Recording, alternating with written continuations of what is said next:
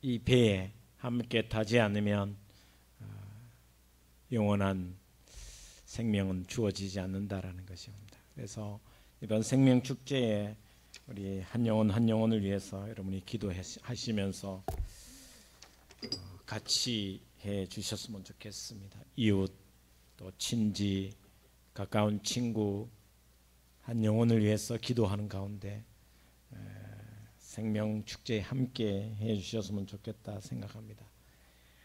오늘 이 본 말씀은 제가 바나바 이야기하면서 또 사도행전 강해를 하면서도 많이 했던 본문 내용입니다. 그러나 오늘 조금 다르게 안디옥 교회 교인들의 이야기를 좀 하려고 합니다. 희생 없이는 영원한 생명을 얻게 하는 전도를 할 수 없는 것이 원칙입니다. 다시 말하면 생명을 구원하고 생명을 구원하고 구원을 얻게 하기 위해서는 당연히 희생이 필요하다라는 것입니다. 전도는 왜 필요한가? 전도는 죽은 자를 살리는 것이 전도입니다. 그 전도에 희생 없이 생명을 구할 수 있는 일은 없다라는 것입니다. 여러분 로마서에 보시면 바울이 아담으로부터 모세까지 아담의 범죄와 같은 죄를 짓지 아니하는 자들 위에도 사망이 왕노릇하였나니 아담은 오실자의 표상이라 곧 한 사람의 범죄를 인하여 우리 모두는 죽은 사람이다, 그렇게 표현해 주고 있습니다. 다시 말하면 아담의 범죄로 인하여 우리 모두는 사망의 그늘 아래 있다라는 것입니다. 아담의 범죄로 인하여 전 인류가 죽음의 노예가 되었고 사망의 음침한 골짜기를 지날 수밖에 없다. 그러나 그 사막의 골짜기에서 죽은 자를 살리는 방법이 바로 전도라는 것입니다. 여러분과 제가 새생명 축제를 지난 코로나 이후에 한 번도 하지 못했습니다. 그럼에도 불구하고 예수 그리스도의 삶과 죽음과 부활의 복음을 전하면 그것을 듣고 믿는 사람은 영원한 생명에 이를 수 있다라는 것이 이 복음의 핵심입니다. 로마서에 보시면 다시 바울은 이렇게 고백하고 있습니다. 내가 복음을 부끄러워하지 아니하노니 이 복음은 모든 믿는 자에게 구원을 주시는 하나님의 능력이 됨이라 라고 이야기해 주고 있습니다.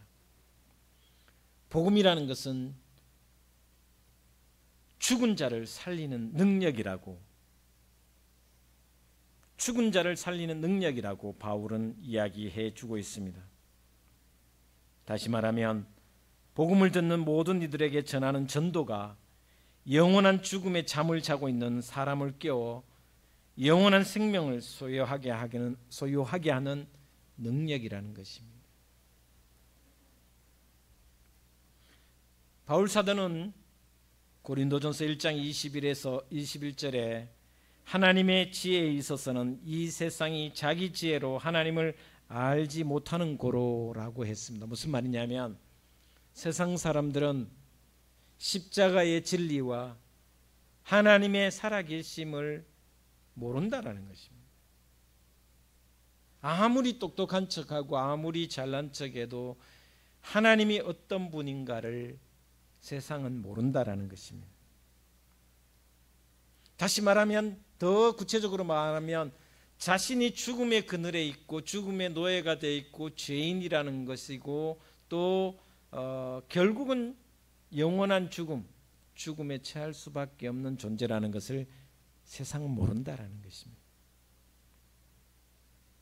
하나님의 계심을 또 인정하지 않는다라는 것입니다. 그래서 그들은 끊임없이 자기 가치관, 자기 세계관에 빠져 있다라는 것입니다. 그렇기에 하나님께서 전도에 미련한 것으로 믿는 자들을 구원하시기를 기뻐하신다. 사람들이 보면 전도하는 것이 미련해 보이잖아요. 요즘 더 그렇죠, 그죠? 세상 사람들은 요즘 우리가 복음을 증거하면 관계 전도 외에 길거리 전도나 사복음, 사형리 전도를 하는 사람들을 향해서 니나 잘 믿으라 하거든요. 기본입니다. 서울역에 가면 끊임없이 복음을 증거하는데 하도 시끄러우니까 사람들이, 지나가는 사람들이 아우 고성방가다, 시끄러워 죽겠다. 교인들만 전도하는 게 아니거든요. 신천지 요새하죠. 그 다음에 구원파도 하죠. 뭐 다 하니까 떼거지로 시끄러우니까 사람들이 욕하거든요. 지나 믿고 가지라고 이야기합니다. 왜냐하면 전도는 세상 사람들이 보기에 너무나 미련한 지식이기 때문입니다. 그럼에도 하나님은 이 미련하게 보이는 전도를 통하여 사람들을 예수 믿게 하고 구원받게 해서 이미 죽은 사람들을 다시 살리시는 줄 저는 믿습니다. 그래서 전도는 죽은 사람을 다시 살리는 일이고 하나님이 가장 바라시는 일이며 이 세상에서 우리가 하는 일들 가운데 가장 중요한 것 중에 하나가 전도고 선교며 또한 하나님의 복음을 증거하는 것이다 라고 말씀하고 있습니다. 요한복음 말씀처럼 12장 24절에 예수님께서 이렇게 말씀하고 있습니다. 그러면 전도하는 데 있어서 어떻게 해야 되냐? 한 알에 밀이 땅에 떨어져 죽지 아니하면 한 알 그대로 있고 죽으면 많은 열매를 맺느니라고 말씀해 주고 있습니다. 썩어져야만, 밀알이 썩어지고 사라지지 않으면 열매를 맺을 수 없다라는 것입니다. 전도도 내가 희생과 섬김과 나눔과 그 가운데 땅에 떨어져 심지어 죽기까지 하지 않으면 전도의 열매는 없다라는 것을 말씀을 통해서 가르쳐 주고 있습니다. 희생 없이 생명을 건질 수는 없습니다. 생각해 보면 저와 여러분도 이 자리에 앉아 있는 것은 누군가 기도했기 때문이고 누군가 입술을 열어 여러분에게 복음을 증거해 주었기 때문에, 그래서 저도 그렇고 여러분도 그렇고 예수님을 영접하고 여기까지 있다라는 것입니다. 저도 생각해 보니 친구 목사인 안세강 목사가 제 짝꿍이었습니다. 저는 중학교 1학년 때부터 고등학교 1학년 때까지 교회를 등지고 세상으로 살았습니다. 교회를 아예 다니지 않았습니다. 중학교 1학년 말까지 교회를 다니다가 교회를 다니지 않았습니다. 근데 고등학교 1학년 때 제 짝꿍이 안세강 목사였습니다.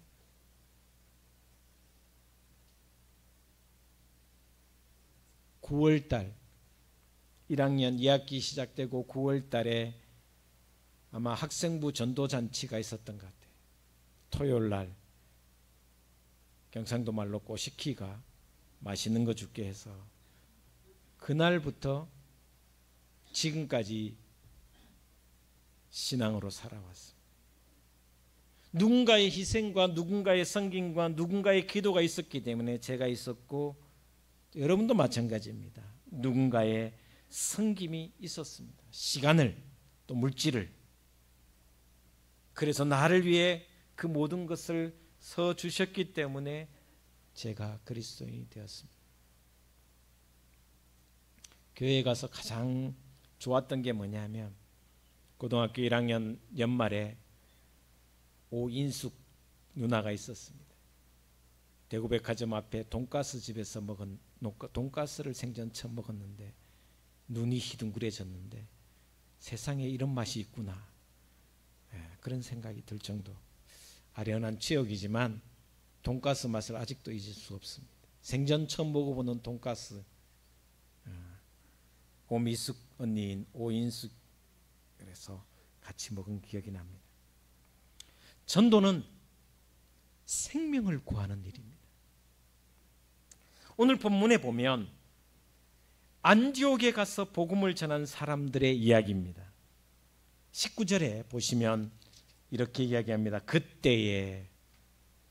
그때는 오순절 성령 체험 마가의 다락방에서 124도가 마가의 다락방에서 기도할 때 성령을 체험하고 놀라운 일들이 벌어집니다. 방언을 하고 복음을 증거하고, 그래서 예루살렘 교회가 시작이 되고 수많은 교인들이 회개하고 하루에도 3,000명씩 돌아서는 회개하는 일들이 벌어진 그때에 바리새인들과 서기관들이 핍박하기 시작합니다. 그래서 그 핍박의 한가운데 누가 순교하냐? 바로 스데반이 순교를 합니다. 그 중심에 섰던 사람이 바로 사울이었습니다. 그때에 스데반의 일로 일어난 환란으로 인하여 믿는 자들은 다 흩어질 수밖에 없었습니다. 가까운 사마리아로 가기도 하고, 그리고 오늘 본 말씀의 안디옥이라는 것은 예루살렘으로부터 약 450km 떨어진 아주 이방 땅이었습니다. 교회를 너무 핍박하고 믿는 사람들을 잡아서 감옥에 가두기도 하고 또 죽이기도 하니까 견디다 못해 사람들이 다 흩어집니다. 핍박을 피해 도망간 사람들이 복음을 증거하고, 그리고 그 복음 위에 안디옥 교회가 세워졌다라고 성경은 기록하고 있습니다. 그런데 오늘 말씀을 자세히 한번 살펴보면 처음에 가서 안디옥에 가서 사람들은 유대인들에게만 전도를 했습니다. 본 말씀 19절에 보면 끝에 안디옥까지 이르러 유대인에게만 말씀을 전하는데, 그 다음 20절에 중요한 말씀입니다. 그 중에 구브로와 구르네 몇 사람이 안디옥에 이르러 헬라인에게도 말하여 주 예수를 전파하니.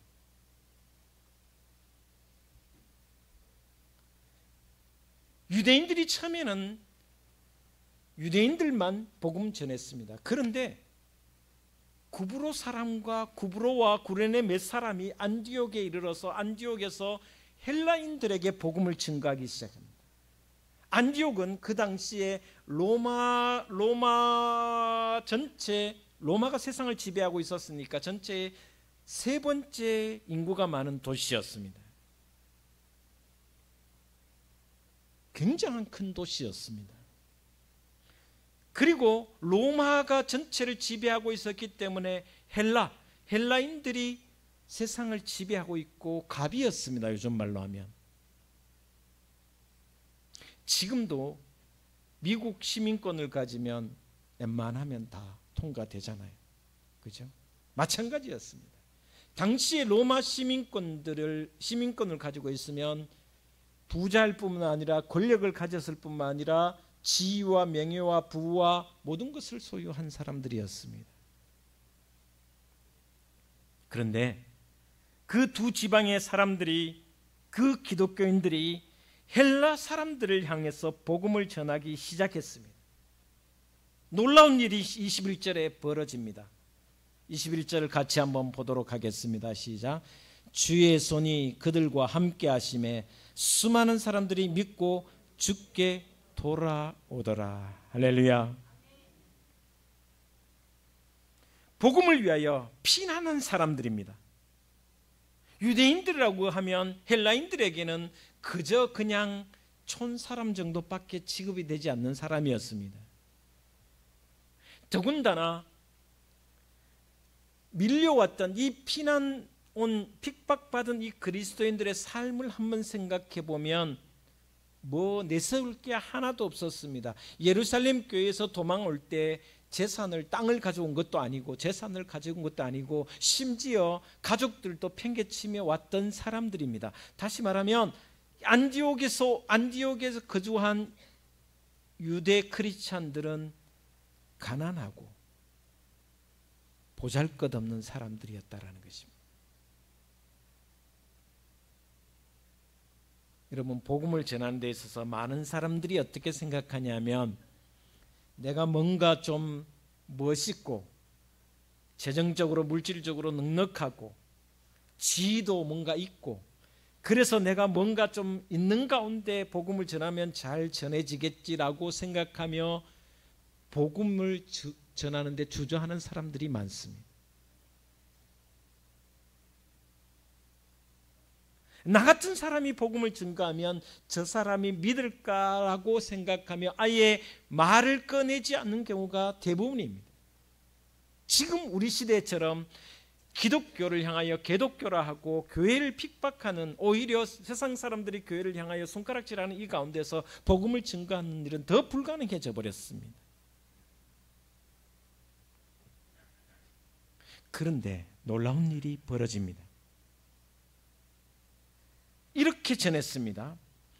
헬라인에게도 말하여 주 예수를 전파하니, 20절 끝절에 그들이 가진 것이 없었고 언어도 히브리 언어를 썼기 때문에 주류 사회에서 살아가지도 않았습니다. 그럼에도 불구하고 히브리 크리스찬들, 유대 크리스찬들은 입을 열어 주 예수 그리스도의 삶과 그분의 십자가와 그분의 부활을 그리고 구원의 소식을 증거했을 때 헬라인들이 믿음을 갖기 시작했다는 것입니다.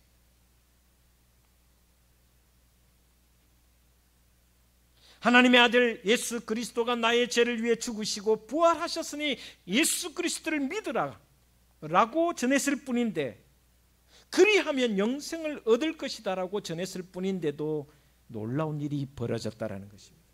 도저히 믿을 것 같지도 않고 도저히 돌이킬 것 같지 않던 그 사람들이 성령으로 말미암아 믿는 자가 많아졌다라고 성경은 기록하고 있습니다. 그들의 한마디에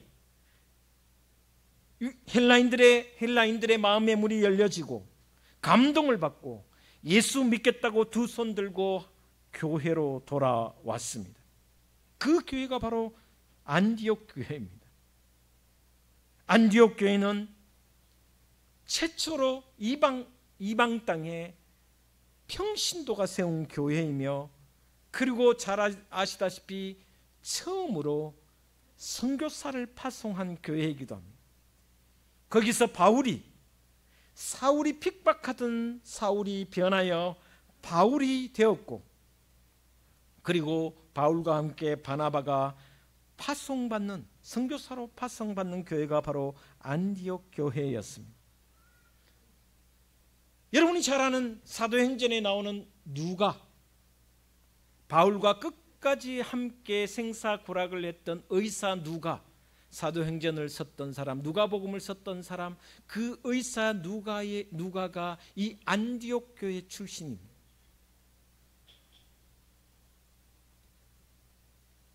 어떻게 이런 부흥이 짧은 시간 안에 안디옥에서 일어날 수 있었을까? 그 대답은 너무나도 간단합니다. 복음을 전한 유대 크리스찬들의 희생이 있었기 때문에 가능했습니다.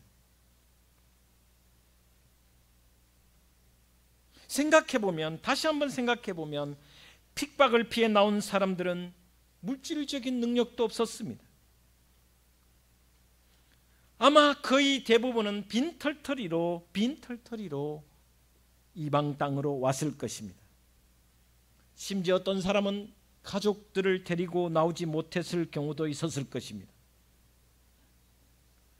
예루살렘 성을 나왔지만 갈 곳이 정해지지도 않았습니다.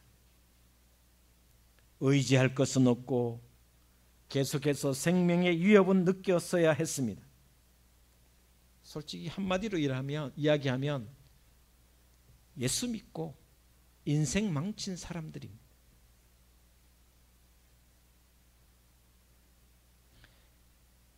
제 생각 같았으면 이 정도로 예수 믿다가 가족과 헤어지기도 하고 재산은 다 날아가고 이방 땅에 와서 빈털터리로 생고생하며 살아가면 예수를 부인할 텐데, 오히려 예수님 믿었더니 교회 다녔더니 이게 뭐냐고 할 텐데 그렇게 하지 않습니다. 오히려 그럼에도 불구하고 그들은 가는 곳마다 예수님의 죽음과 삶과 죽음과 부활을 증거했고 영생을 증거했습니다. 그들에게 남은 것은 몸뚱아리 하나밖에 없었습니다.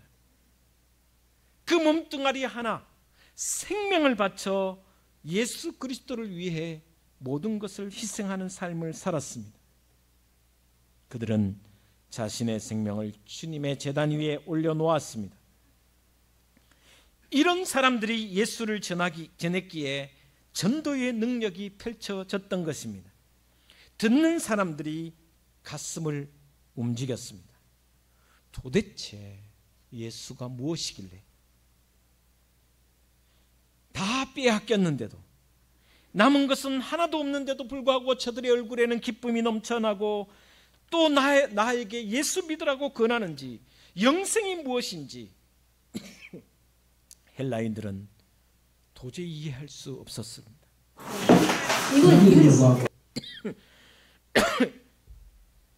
유대 크리스찬들의 삶을 보고 감동을 받기 시작했습니다. 전도는 희생입니다. 복음이 전해지는 곳에는 반드시 생명을 거침없이 전도를 위하여 드리는 희생자들이 있었습니다. 희생 없는 전도는 있을 수가 없습니다. 바울은 사도행전 20장 23절 24절에 이렇게 말씀하고 있습니다. 오직 성령이 각 성에서 내게 증거하여 결박과 환난이 나를 기다린다 하시나 나의 달려갈 길과 주 예수께 받은 사명 곧 하나님의 은혜의 복음 증거한 일을 마치려 하면은 나의 생명을 조금도 귀한 것으로 여기지 아니하노라, 그렇게 고백합니다. 이런 희생적인 전도자의 삶이 있었기 때문에 바울의 그 섬김을 통하여 초대교회가, 수 없는 교회가 세워졌으며 그 교회들이 부흥할 수 있었습니다. 안디옥 교회는 이런 헬라 사람들에게 복음을 증거하는 일에 있어서 두려워하지 않았습니다. 담대하게 외쳤습니다. 비록 우리 모습이 초라하고 유대 크리스찬으로서 더 이상 뭔가 없는 것 같은데, 더 이상 볼 것이 없는데, 눈으로 보기에 더 이상 뭔가 내세울 것이 하나도 없는 사람임에도 불구하고 그들은 담대하게 헬라인들에게 복음을 증거할 때 성령께서 역사해 주셨다라는 것입니다. 또 하나 이 안디옥 교회의 중요한, 오늘 본 말씀 이후에 나타나는 안디옥 교회의 가장 중요한 모습 중에 하나가 뭐냐면 기도하는 교회였다라는 것입니다.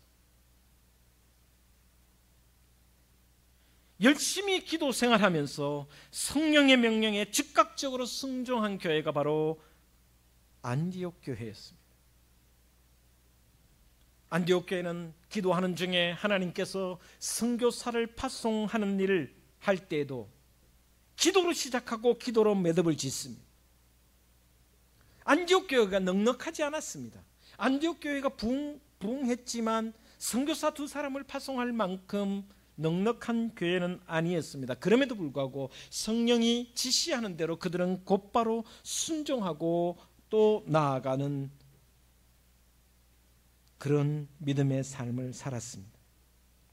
순종할 상황이 아니었지만 성령께서 지시하시니 말씀을 따라 순종한 교회가 바로 안디옥 교회였습니다. 많은 교회와 그리스도인들이 전도에 대해 잘못 생각하고 있습니다. 전도는 물질이 있어야 한다고 생각하고 내가 뭔가 되어 있어야 된다고 전도한다고 생각합니다. 물질은 전도 사역에 중요합니다. 그러나 물질이 전도하는 것이 아니라 전도하겠다는 의지와 기도와 그리고 담대함이 성령의 감동, 감화 역사가 있는 줄 믿습니다. 이처럼 안디옥교회처럼 전도하는 교회가 되기 위해서 우리 둥지교회도 기도하는 교회가 되었으면 좋겠습니다. 또한 힘들더라도 물질로 협력했으면 좋겠습니다. 더 나아가서 인간적으로 먼저 판단하지 않았으면 좋겠습니다. 저 사람은 안 된다고,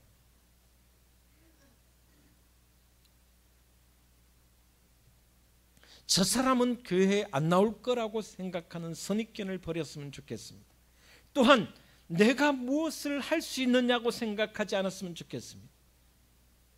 내가 감히 저 사람에게 말씀을 전한다고? 아닙니다. 하나님께서 감동시키시고 하나님께서 성령으로 역사하신다면 전도는 반드시 이루어지는 줄 믿습니다. 여러분, 일상의 삶 속에서 승리하는 전도자가 되기 위해서 먼저 기도하시고 주님께서 주신 물질이 있다면 그것으로 섬기게 하시고 또한 주의 일을 위하여 하나님 나라를 위하여 마음과 정성을 다하는 하나님의 자녀들 되시기를 주 예수 그리스도 이름으로 축원을 드립니다. 기도하겠습니다. 하나님,